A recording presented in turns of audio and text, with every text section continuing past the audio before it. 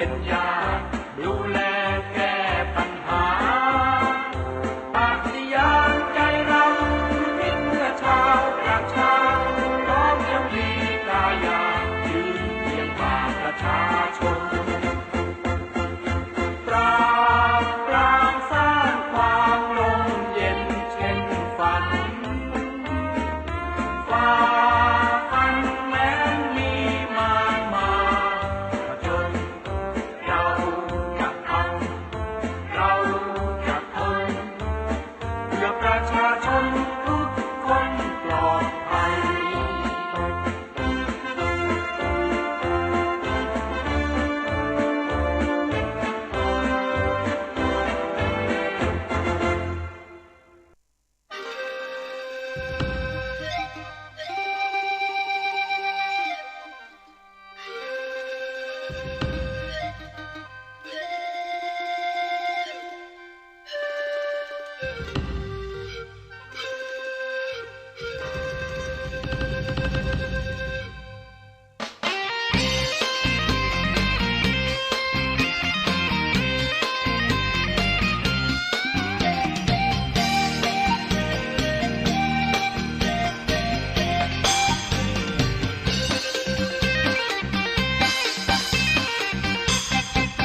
ชาติไทยจะมีศักดิ์ศรี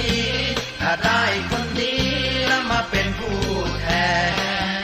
คนไทยสุขใจทั่วแดนถ้าได้ผู้แทนที่เป็นคนดี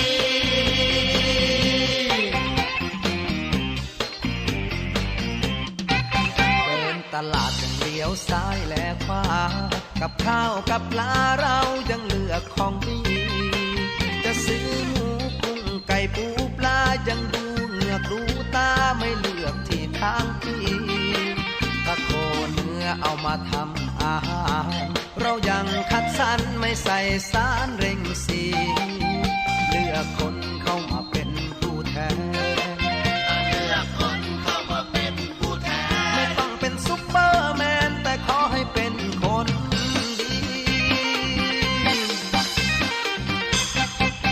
ชาติไทยจะมีศักดิ์ศรีถ้าได้คนดีแล้วมาเป็นผู้แทนคนไทยสุขใจทั่วแดนถ้าได้ผู้แทนที่เป็นคนดี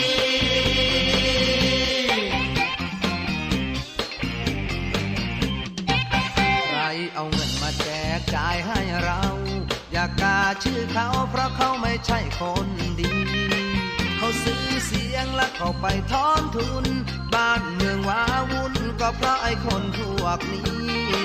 ต้องเลือกคนที่นโยบายไม่ร่ำรวยก็ได้แต่ขอให้มีศักดิ์ศรีบ้านเมืองจะพัฒนาเราคงจะได้ลืมตาและเชิดหน้าสักที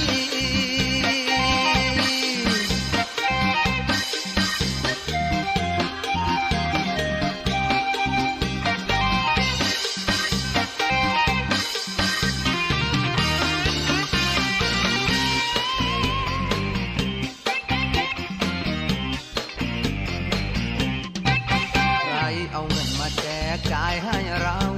อย่ากาชื่อเขาเพราะเขาไม่ใช่คนดีเขาซื้อเสียงและเขาไปถอนทุนบ้านเมืองว้าวุ่นก็เพราะไอ้คนพวกนี้ต้องเลือกคนที่นโยบายไม่ร่ำรวยก็ได้แต่ขอให้มีศักดิ์ศรีบ้านเมืองจะพัฒนาเราคงจะได้ลืมตาและเชิดหน้าสักทีชาติไทยจะมีศักดิ์ศรีถ้าได้คนดีแล้วมาเป็นผู้แทนคนไทยสุขใจทั่วแดนถ้าได้ผู้แทนที่เป็นคนดี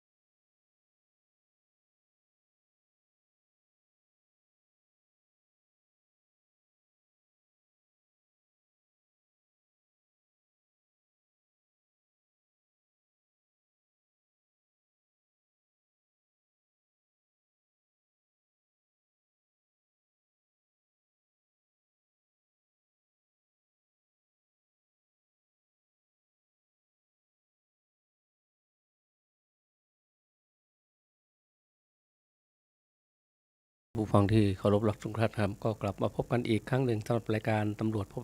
ประชาชนนะครับทางคลื่น FM 104.50 เมกะเฮิรตซ์แห่งนี้นะครับทุกวันพุธนะครับช่วงเวลาตั้งแต่ 11 นาฬิกาถึง 12 นาฬิกาครับ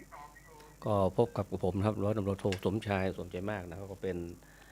รองสารวัตรปฏิบัติงานป้องกันปราบปรามนะครับแล้วก็เป็นชุดปฏิบัติการชุมชนและมวลชนสัมพันธ์นะของสถานีตำรวจภูธรภูพิงค์นะครับ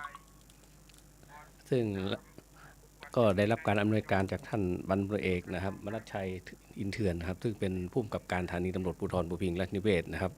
แล้วก็ท่านพันตำรวจโทจิรัตติพงษ์เลิศวิริยานันท์นะครับซึ่งเป็นรองผู้กำกับการป้องกันปราบปรามแล้วก็อีกท่านหนึ่งก็คือท่านพันตำรวจโทณัฐพงษ์ดาวเรืองซึ่งเป็นสารวัตรป้องกันปราบปรามแล้วก็เป็นหัวหน้าชุดปฏิบัติการชุมชนและมวลชนสัมพันธ์นะครับมอบหมายให้ผมมาพบปะพูดคุยกับพ่อแม่พี่น้องนะฮะเพื่อทราบข่าวสารของทางราชการแล้วก็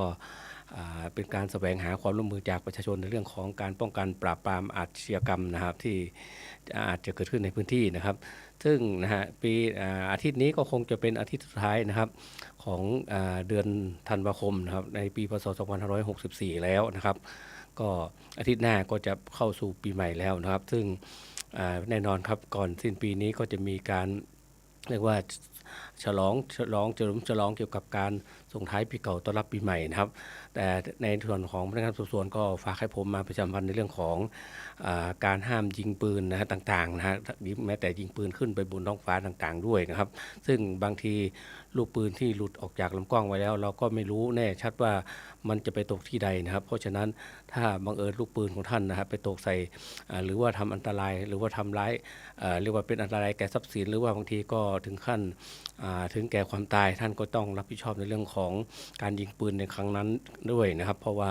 อย่างน้อยที่สุดท่านก็ถ้าถูกคนตายท่านก็ต้องรับผิดชอบในเรื่องของการฆ่าคนตายโดยไม่เจตนานะครับก็ถือว่าเป็น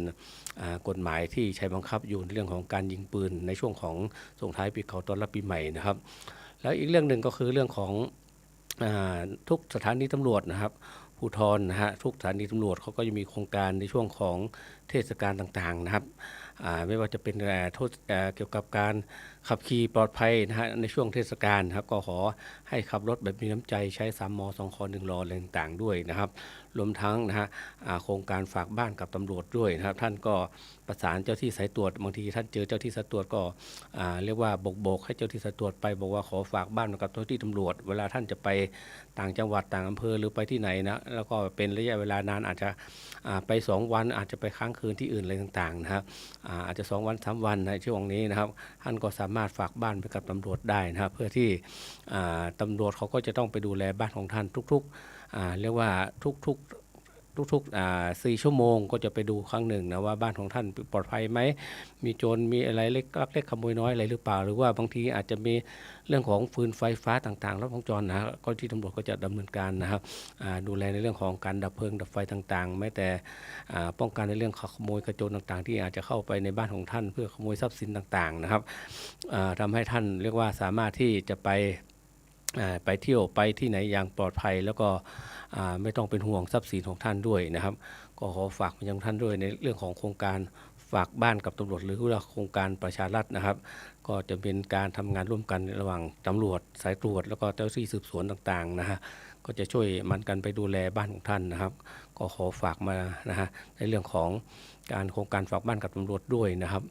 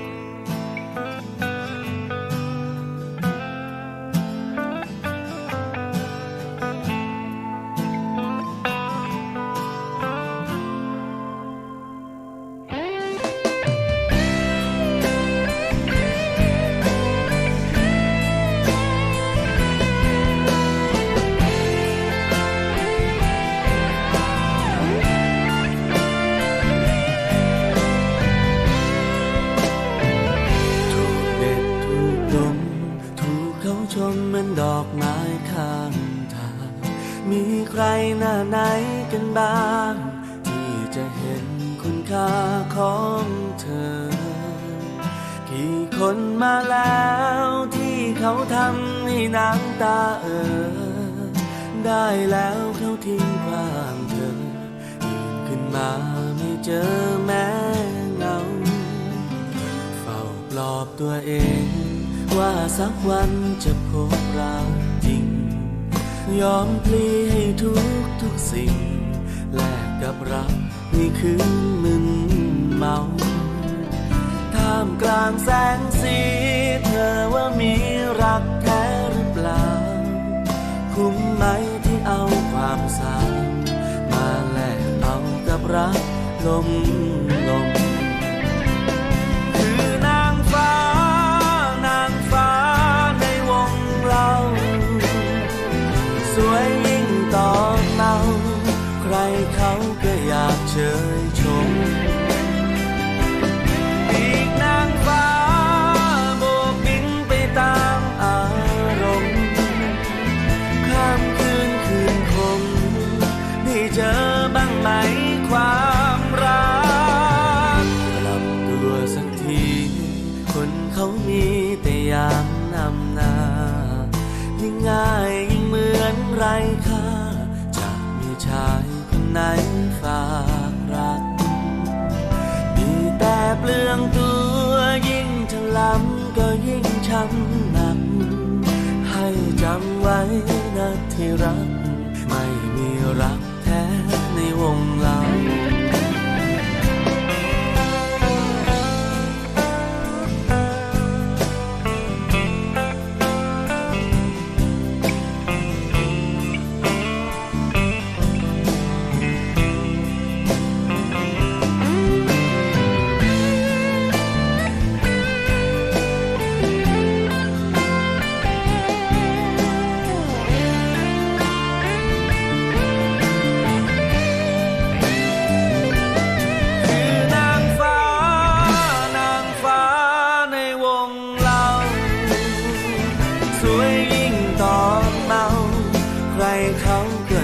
เชยชมอีกนางฟ้าโบกบินไปตามอารมณ์ข้ามคืนคงได้เจอบ้างไหมความรักกลับตัวสักทีคนเขามีแต่ยามนำหน้ายิ่งง่ายยิ่งเหมือนไร้ค่าจากมีชายคนไหนฝากรักมีแต่เปลืองตัวยิ่งถลำก็ยิ่งช้ำหนักให้จำไว้นะที่รักไม่มีรักแท้ในวงเรา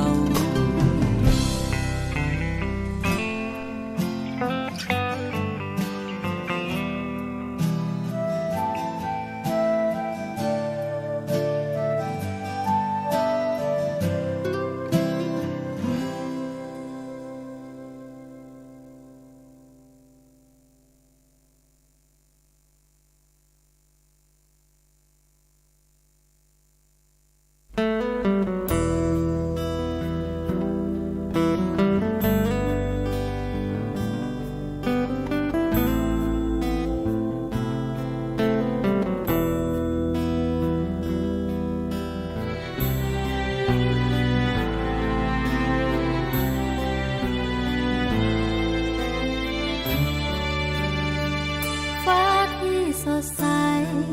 มองเห็นเป็นหม่นมัวเลี้ยวมองรอบตัวและเห็นเพียงบางเบาตั้งแต่เธอจากไปวันนั้นก็ได้พบแค่วันเศร้า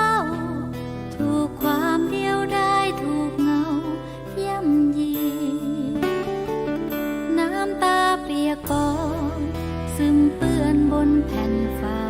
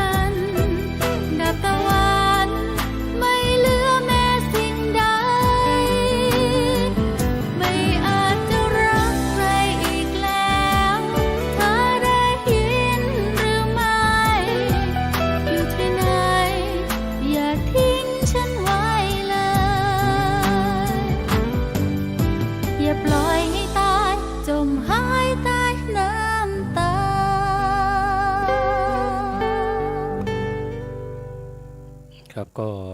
คุยกันไปนะฮะแล้วก็ฟังเพลงกันไปสำหรับรายการตำรวจพบประชาชนครับซึ่งดำเนินรายการโดยกับผมนะฮะร้อยตำร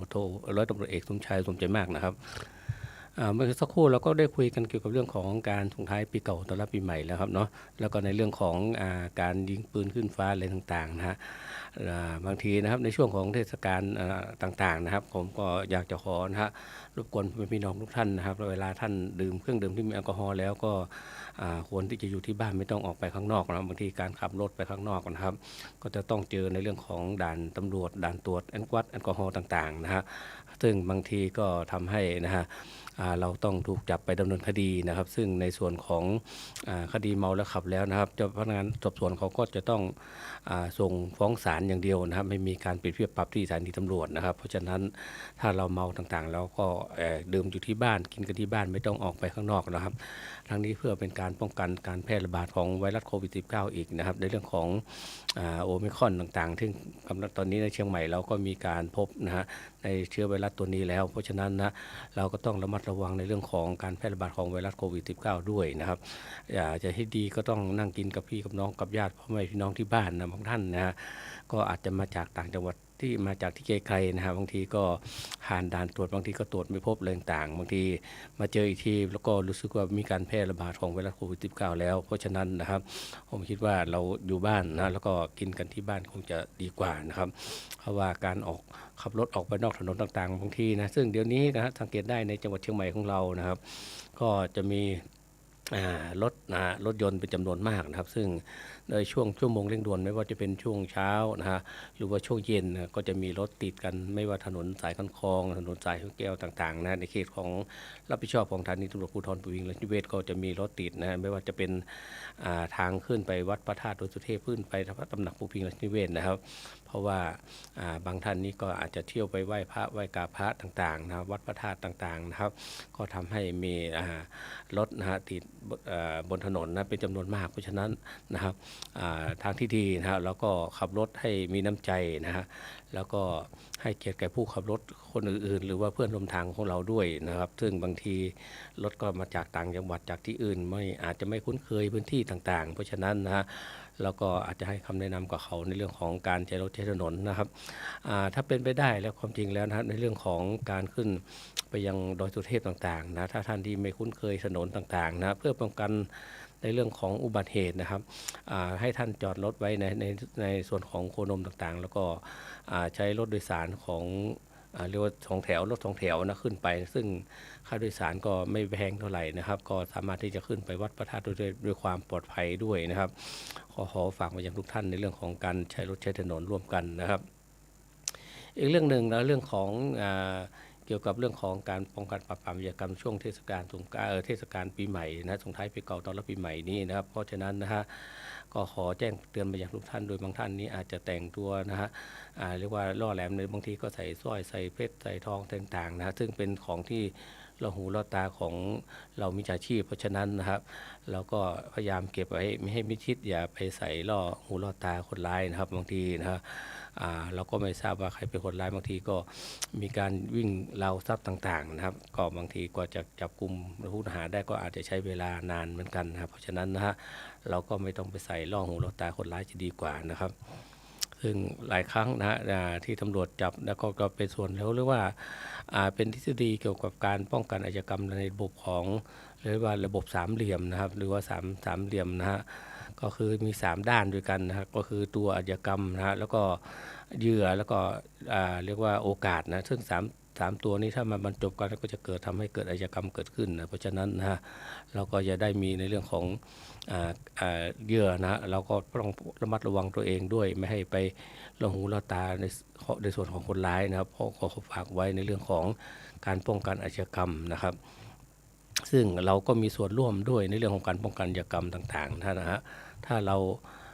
ป้องกันตัวเองด้วยนะครับมันก็ไม่สามารถที่จะเกิดขึ้นได้นะในเรื่องของอาชญากรรมต่างๆที่อาจเกิดขึ้นในพื้นที่นะครับ แม้แต่เรื่องของการขับรถบางทีเรื่องเล็กๆน้อยๆก็อาจจะกลายเป็นเรื่องใหญ่ได้นะครับ เราขับรถมีน้ำใจให้กันนะฮะให้เพื่อนบางทีแล้วก็เปิดทางให้เพื่อนเขาเพื่อนร่วมทางไปก่อนนะฮะแล้วก็ยิ้มแย้มแจ่มใสให้กันนะฮะเราถือว่าเป็นปีใหม่แล้วนะฮะจะเข้าสู่ปีพศ2565แล้วเราก็ต้องขับรถมีน้ำใจให้กันนะครับ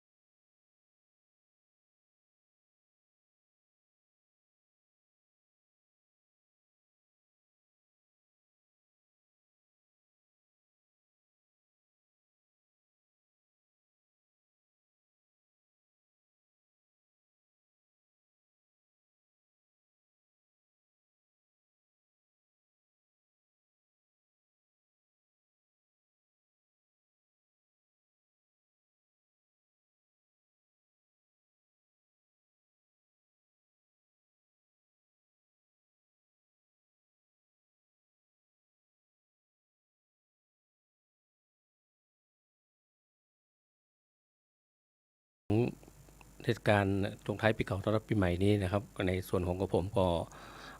ขอให้ผู้ฟังทุกท่านนะจงมีแต่ความสุขความเจริญนะครับซึ่งแล้วก็มีความเจริญก้าวหน้าในชีวิตต่างๆนะซึ่งในปีที่ผ่านมานี้นะครับปี 2564 นะครับก็เป็นปีที่ว่าเราก็ได้รับผลจากการแพร่ระบาดของไวรัสโควิด -19 นะครับเยอะแยะไปหมดนะบางท่านบางคนนี่ก็ถึงขั้นว่าต้องไร้อาชีพการงานไปนะครับก็สิ่งไหนที่ดีๆนะครับก็เราก็เอามาใช้ในชีวิตต่อไปสิ่งไหนที่ไม่ดีเราก็ทิ้งไปในปีพศ 2564 นะครับเราก็ต้อนรับปีใหม่ปี 2565 นะครับในส่วนของผมก็ดำเนินรายการในเรื่องของตำรวจพบประชาชนนะครับก็เข้าสู่ในช่วงสุดท้ายของรายการแล้วนะครับเราก็ได้พูดคุยกันเกี่ยวกับเรื่องของมาตรการป้องกันอาชญากรรมต่างๆรวมทั้งนะครับการป้องกันเรื่องของเกี่ยวกับการเมาแล้วขับต่างๆการขับขี่รถยนต์ยานพาหนะนะครับรวมทั้งนะอีกเรื่องหนึ่งก็คือเรื่องของการเผาสิ่งต่างๆไม่ว่าจะเป็นเศษใบไม้ใบหญ้าแห้งต่างๆนะซึ่งจะทำให้ก่อให้เกิดของ MP 2.5 นะครับก็ทำให้หมอกควันต่างๆทำให้เชียงใหม่ของเรานะก็เป็นที่ว่าเป็นเมืองท่องเที่ยวนะครับใครไปพบว่าเชียงใหม่มี PM 2.5 เยอะแล้วก็จะไม่เข้ามาเที่ยวเชียงใหม่ของเราแล้วนะซึ่งตอนนี้เราก็ทราบดีว่าเราก็เพิ่งจะเรียกว่าเพิ่งจะพ้นจากเรื่องของไวรัสโควิด -19 ยังไม่พ้นจริงๆนะตอนนี้เราก็ยังมีการควบคุมบางพื้นที่ต่างๆนะฮะแล้วก็เป็นพื้นที่แพร่ระบาดของไวรัสโควิด -19 เพราะฉะนั้นนะผมคิดว่านะฮะเราก็ต้องออกจากบ้านเราต้องสวมแมสป้องกันตัวเองให้รอดพ้นต่อไปนะครับในช่วงสุดท้ายนี้นะครับในส่วนของกระผมร้อยตำรวจเอกสมชายสุขใจมากแล้วก็ในส่วนของพันตำรวจเอกมนัสชัยอินเถื่อนนะผู้กำกับการสถานีตำรวจภูธรภูพิงค์ราชนิเวศแล้วก็ท่านพันตำรวจโทจิรติพงษ์เลิศวิริยานันท์นะครับก็เป็นรองผู้กำกับงานป้องกันปราบปรามและอีกท่านหนึ่งก็คือท่านพันตำรวจโทณัฐพงษ์ดาวเรืองซึ่งเป็นสารวัสดิ์ป้องกันปราบปรามแล้วก็เป็นหัวหน้าชุดปฏิบัติการชุมชนและมณฑลพันธุ์ก็มอบหมายให้ผมมาพบปะกับพ่อแม่พี่น้องทุกๆวันพุธนะครับช่วงเวลา 11 นาฬิกาถึง 12 นาฬิกานะครับสำหรับวันนี้ผมคงต้องเปิดเพลงทิ้งท้ายไว้แล้วก็ขออวยพรให้ท่านจงมีความสุขในปีใหม่ปีพศ 2565 นะครับผม